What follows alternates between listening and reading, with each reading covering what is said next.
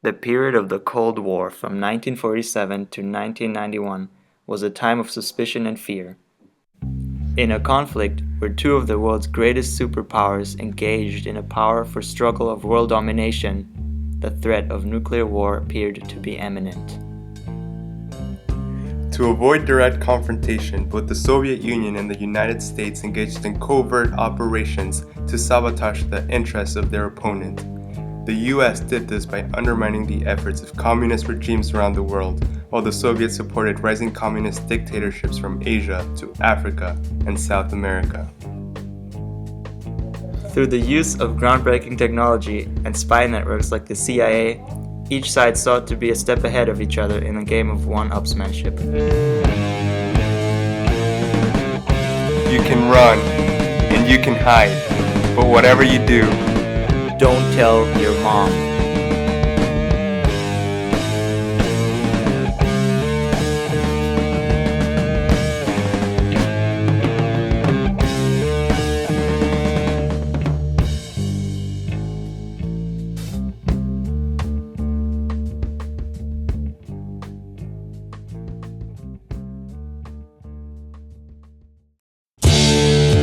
I'm an alligator.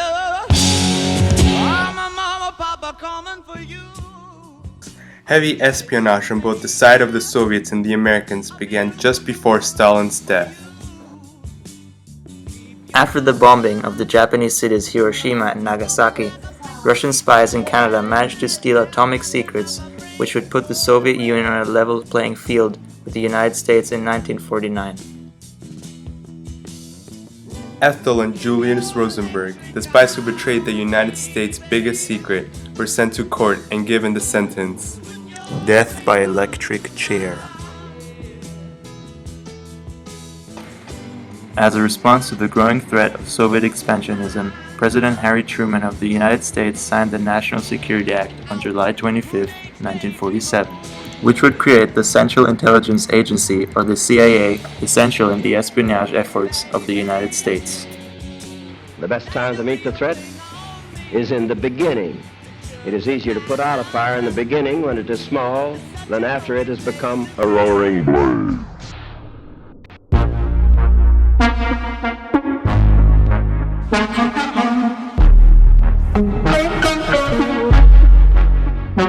However, not all threats came directly from Moscow. The Soviets provided aid and weapons to communist parties around the world to encourage communist uprisings, all of which the CIA sought to bring down. In 1948, the Communist Party in Italy grew tremendously in popularity. As elections approached, the CIA feared a communist victory in that country. As a result, the CIA sabotaged votes and fabricated a victory for the Christian Democrats. This was considered to be the CIA's first true victory. Drunk with the results of the success in Italy, the CIA attempted to overthrow the Albanian communist government in 1949, an operation which ended in total failure and the execution of all the people involved. On the other side of the conflict, the Soviets had the KGB, which had existed for decades before the formation of the CIA. The Soviets had better spies in the United States and were better at uncovering covert operations in the Soviet Union. The Soviets had a long tradition of spying and were simply more experienced than the United States. Clearly, the CIA was at a disadvantage. He was dead, and then Berkovsky was in the hands of the KGB. Bombed. For decades, Iran in the Middle East had been the main provider of oil in the Western world. In 1951, however, an Iranian nationalist named Mohammad Mossadegh withdrew alliances with the West and began to create ties with the Soviet Union. The CIA created riots in the country to oust the new leader and return the Shah to power, bringing Iran back on good terms with the Western world. In 1954, the Central American country of Guatemala turned into a communist country, the first in the Western Hemisphere. The CIA crafted another riot, raising a guerrilla army and preparing the ousting of the new leader. This too was a success.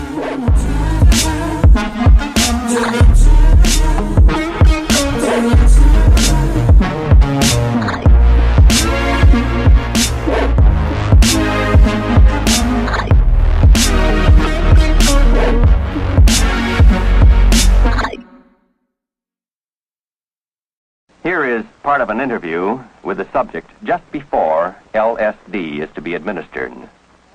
My husband is an employee here. Not all of the CIA's operations were so straightforward, however. Normal people, and The CIA experimented with LSD in order to control the thought of human beings and even implemented microphones inside of animals. Many experiments that the CIA conducted for biological warfare continues to be classified information today. I think that's normal. Well, I think it's time for you to have your lysergic acid. Drink this down, and we'll be back after a while and see how you're doing. This is a glass of water, colorless, tasteless. It contains 100 gamma of LSD-25, 1/10 of a milligram, the equivalent of 1/600th of a grain. An ounce of this material will make 150,000 such doses. Let us observe the effect some 3 hours later.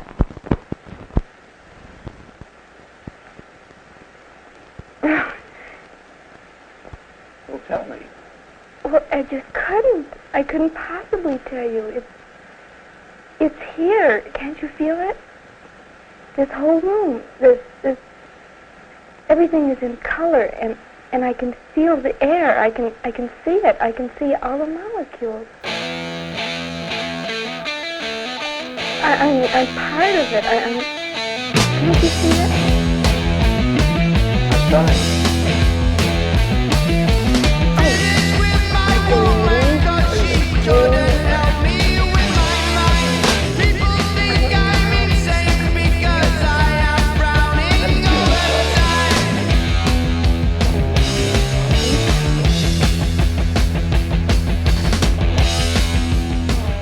In 1954, Eisenhower approved the development of a plane that could fly over the whole of the Soviet Union without refueling, the U-2 plane.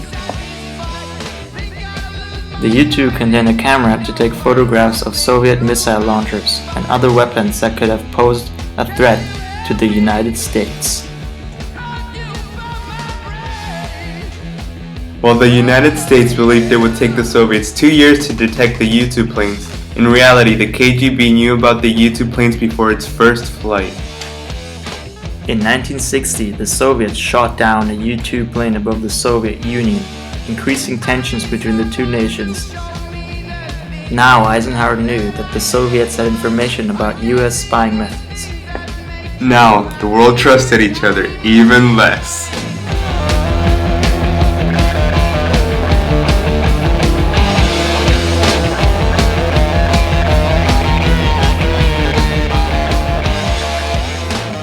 After his election in 1960, John F. Kennedy promised to aid Cuban nationalists against the communists. However, as the communist leader Fidel Castro took hold of the country, which was just 90 miles from the American shores, the CIA sought to formulate a plan to oust the leader and return Cuba to a capitalist island nation. On April of 1961, the CIA backed an invasion of Cuba led by Cuban exiles at the Bay of Pigs, which was counterattacked by Castro's forces. Kennedy privately blamed the humiliated CIA, which lost much of its esteem within the US government. While failing to invade Cuba, the CIA continued to look for a way to indirectly murder Castro, whether it was through exploding cigars or food poisoning. However, the failure convinced the Soviet Union that the United States was weaker, and the Soviets continued to send aid to Cuba, increasing the perceived possibility of a nuclear war. We have just taken you on a classified journey through the CIA and the KGB's darkest secrets, secrets which remain prohibited to the masses. Go home and be cautious of everyone you see. Indeed, anyone could very well be a spy. The Second Cold War is amongst us. Relations between Russia and the Western powers continue to escalate. If nuclear war ever descends upon our fragile universe, remember, you can run and you can hide, but whatever you do, don't tell your mom.